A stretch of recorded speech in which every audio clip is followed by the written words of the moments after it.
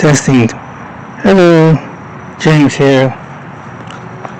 Out and about on this beautiful, gorgeous day. I'm in a different location at the off of Riverside Drive, which is right out here. Which again in the background, what you see is Scioto Lake, Scioto River. I'm sorry, Lake, Scioto River. Excuse me. I hope you guys. Let me get in the view here. I hope you guys having a good day. Where you at? Hope I. Let me make sure. It's. Let me see. Let me sit up here. I don't know how I look like. Got this darn bee. Oh, this keep messing with me. Anyway, how you guys doing, man? I'm doing myself. I'm doing good. Just kind of come out, enjoy these last. Take as much advantage of the weather that I can. Let me see if I go back here. See if I can see me from back here. Yeah, just out here enjoying the park. I hope you guys doing okay. I'm just hanging in there. Yeah. So. I was downtown earlier today. I went down, and you probably see my other, a little short video I did.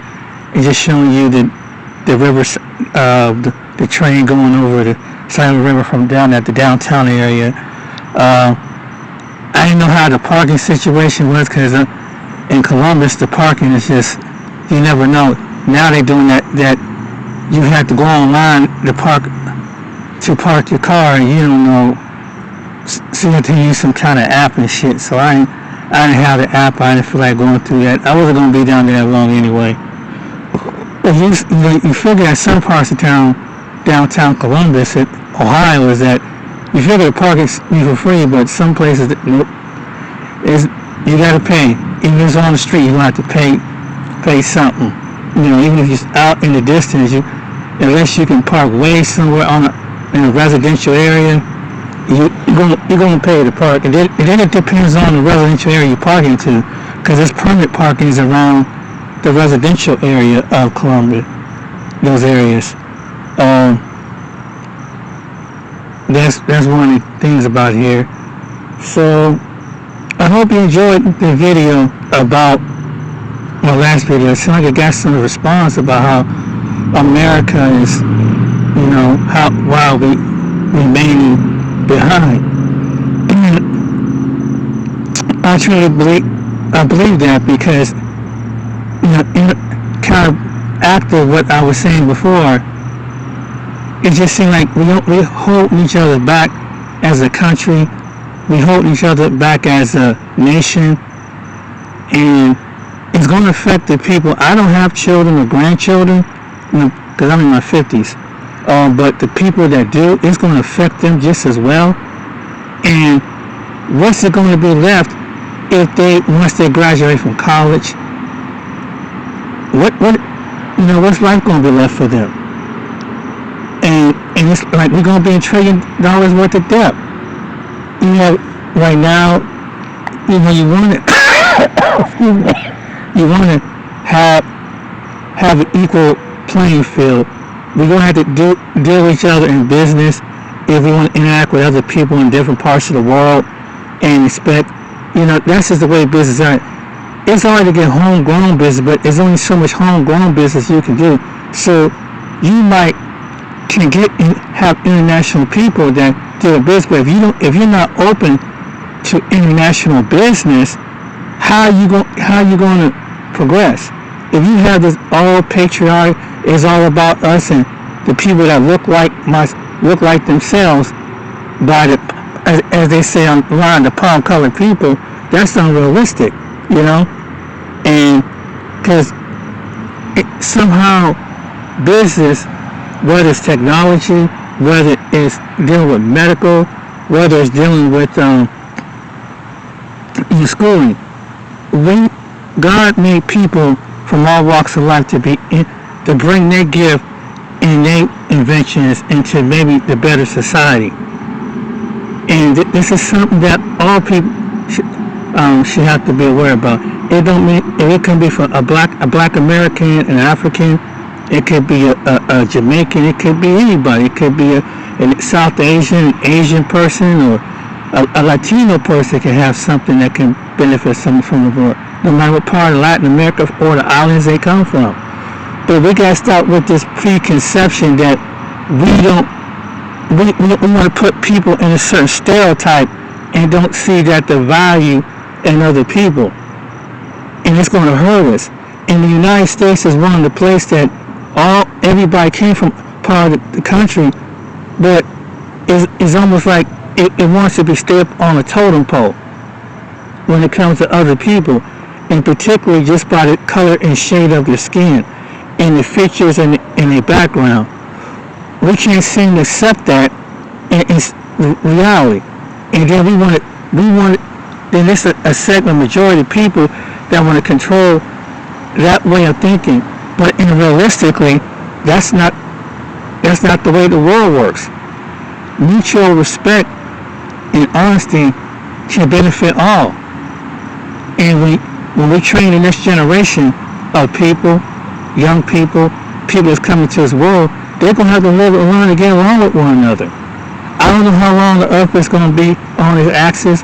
I don't know when the Most High is going to call us out of this world.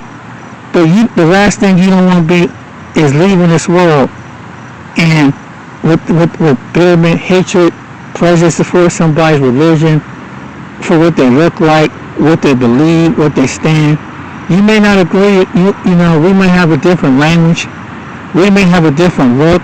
We might have a different background, but we all have something in common, is living on this planet, you know? And that's the truth. And that's something that all people, regardless of age, race, gender, should understand that.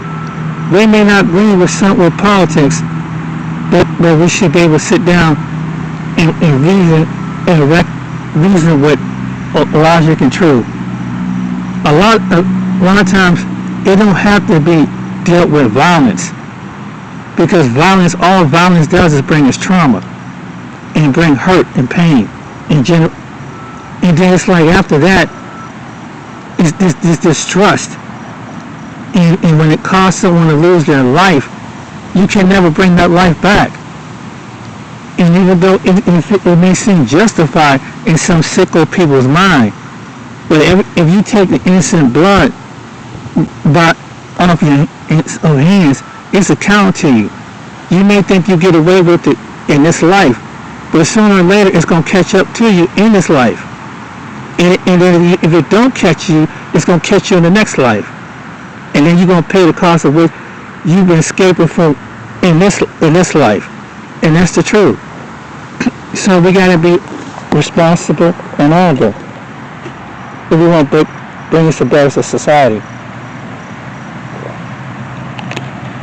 And so, like, not just in our reality that there are different people in this world, that different people have feelings, different people have, I was thinking this the other day, how is that we as human beings have rationale and reasoning, and God made us the smartest species on the planet, but yet we get all the strife and violence against each other more than the animal kingdom, the bird kingdom, and the fish kingdom.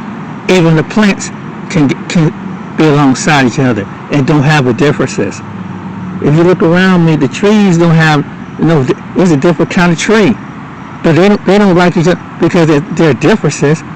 When you look into the river and go down to the creatures, there are different creatures down there, and there's the hunted, there's the prey. Which they have to dance for survival. In the bird kingdom, there's different kind of birds. There's geese, there's regular birds, there's robins, there's swan. Every fowl bird can get along. Even four-legged animals can somewhat get along. They might not be familiar with one, might look different, but they can get along. When it comes to domestic pets, dogs and cats think they want something to play with.